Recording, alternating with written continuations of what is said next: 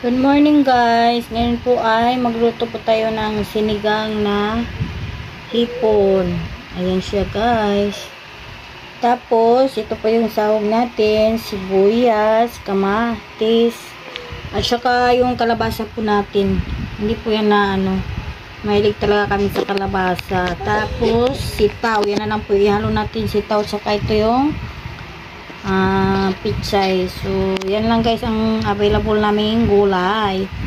So okay na po yan, lulutuin natin. So ayan guys, kumulo na po yung ating tubig. Ilagay natin ang kamatis sa sibuyas. So isama na natin yung hipon. Ayan, hipon. So ayan siya guys. So ayan na po guys yung ating hipon. Ilagay na po natin. So sandali lang na. So mamaya lalagay natin yung ating gulay. So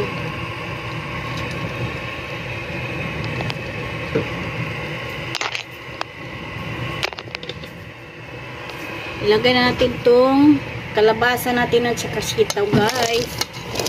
Ayan po, para maluluto kasi yung hipon, madali lang po siya maluto. So ayan.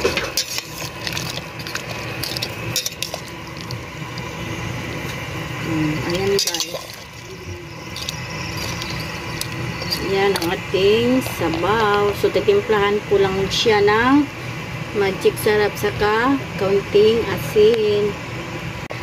Ayan na po guys yung ating sabaw na hipon. So malapit na po maluto yung gulay.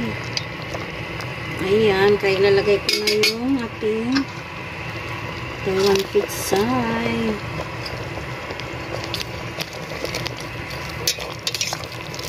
Papakuluin lang po natin siya ng isang kulo. Ayan, pagkatapos magkulo, pwede na po siya guys.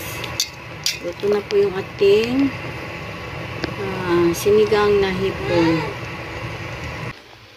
Ayan, luto na po yung ating sinigang na hipon. So yung gulay, patakara kong butang kung aning gulay, kung kahit anong gulay. So ayan po yung nilagay ko sa sinigang ko na hipon. So thank you for watching and God bless all.